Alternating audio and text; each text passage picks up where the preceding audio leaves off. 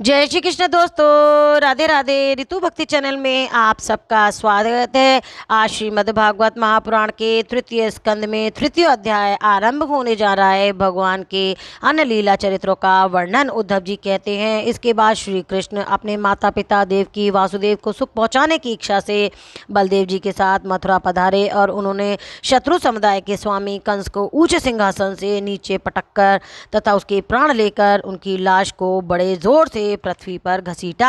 सांदीपनी मुनि के द्वारा एक बार उच्चारण किए हुए सांगोपांग वेद का अध्ययन करके दक्षिणा स्वरूप उनके मरे हुए पुत्र को पंचजन नामक राक्षस के पेट से लाकर दे दिया। भीष्म कालिंदी रुक्मणी के सौंदर्य से अथवा रुक्मी के बुलाने से जो शिशुपाल और उसके सहायक वहां आए हुए थे, उनके सिर पर पैर रखकर गांधर्व विधि के द्वारा विवाह करने के लिए अपने नित्य संगनी रुक्मणी को वे वैसे ही हरण करके लाए जैसे गरुण अमृत कलश को ले आए थे। स्वयंवर में 7 बिना नथे हुए बैलों को नाथ कर नागजती सात्या से विवाह किया। इस प्रकार मान भंग हो जाने पर मूर्ख राजाओं ने शस्त्र उठाकर राजकुमारी को छीनना चाहा। तब भगवान श्री कृष्ण ने स्वयं बिना घायल हुए अपने शस्त्रों से उन्हें मार डाला। भगवान विषयी पुरुषों की सी लीला करते हुए अपनी प्राण प्रिया सत्यभामा को प्रसन्न करने की इच्छा से उनके लिए स्वर्ग से कल्पवृक्ष उखाड़ लाए। उस समय इंद्र ने क्रोध से अंधे होकर अपने सैनिकों सहित उन पर आक्रमण कर दिया, क्योंकि वे निश्चय ही अपनी स्त्रियों का क्रीड़ा मर्ग बन हुआ है। अपने विशाल डीलडौल से आकाश को वो भी ढक देने वाले अपने पुत्र भौमासुर को भगवान के हाथ में मरा हुआ देखकर पृथ्वी ने जब उनसे प्रार्थना की, तब उन्होंने भौमासुर के पुत्र भगदत्त को उसका बचा हुआ राज्य देकर उसके अंतपुर में प्रवेश किया। वहाँ भौमासुर द्वारा हर कर लाई हुई बहुत सी राजकन्याएं थीं। वे दीनबंधु श्री कृष्णचंद्र को देखते ही खड़ी हो गईं और सबने महान हर्ष, लज्जा एवं प्रेम पूर्ण चिता वन से तत्काल ही भगवान की पति रूप में वर्ण कर लिया। तब भगवान ने अपनी निशक्ति योग माया से उन ललनाओं के अनुरूप उतने ही रूप धारण कर उनसे सबसे अलग अलग महलों में एक ही मुहूर्त में विधिवत परिग्रहण किया। अपनी लीला का विस्तार करने के लिए उन्होंने उनसे ही प्रत्येक गर्भ से सभी गुणों से अपने ही समान 10-10 पुत्र उत्पन्न किए। जब कालव्यान, जरासंध और शाल्वादी ने अपनी सेनाओं से मथुरा और द्वारकापुरी को घेरा था, तब भगवान के निज जनों को अपनी अलौकिक शक्ति देकर उन्हें स्वयं मरवाया था।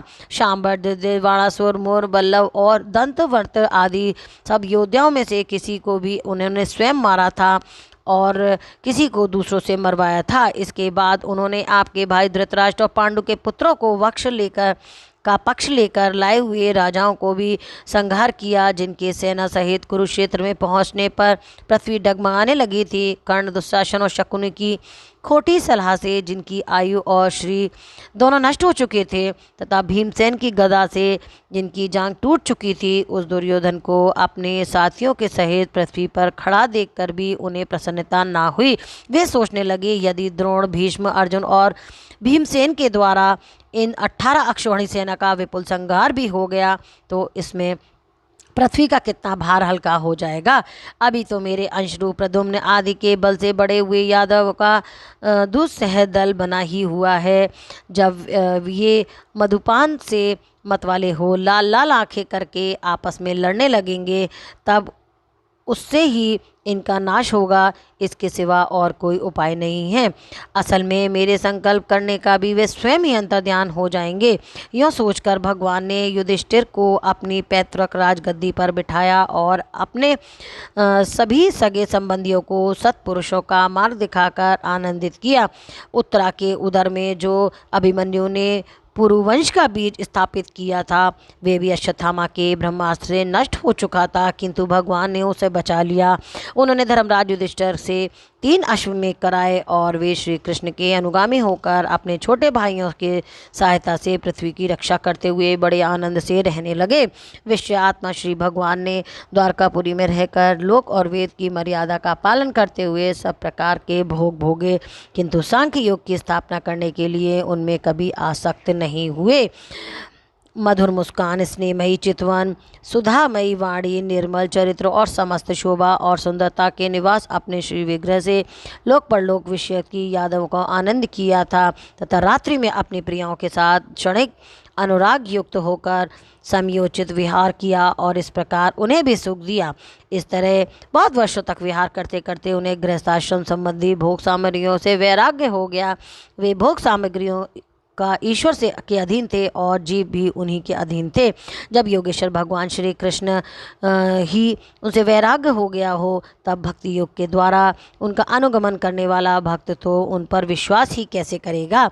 एक बार द्वारकापुरी में खेलते हुए यदुवंशी और भोजवंशी बालकों ने खेल खेल में कुछ मुनीश्वरों को चिढ़ा दिया था। तब यादव कुल का नाश ही भगवान की अभीष्ट है, यह समझकर उन ऋषियों ने बालक को ही शाप दे दिया। इसके कुछ ही महीने बाद भावी वर्षी भोज अंधकमंशी यादव बड़े हर्ष से रथों पर चढ़कर प्रभात क्षेत्र को गए। वहां स्नान करके उन्होंने उस तीर्थ के जल से पितर देवता और ऋषियों का तर्पण किया तथा ब्राह्मणों को श्रेष्ठ गौवें दी। उन्होंने सोना चांदी शैया वस्त्र मृगचर कंबल पालकी रथ हाथी कन्याएं ऐसी भूमि जिसमें जीविका चल सके तथा नाना प्रकार के सरस अन्न भी भगवत दर्पण करके ब्राह्मणों को दिए। इसके पश्चात गौ और ब्राह्मणों के लिए ही प्राण धारण करने वाले उन वीरों ने पृथ्वी पर सिर टेककर उन्हें प्रणाम किया।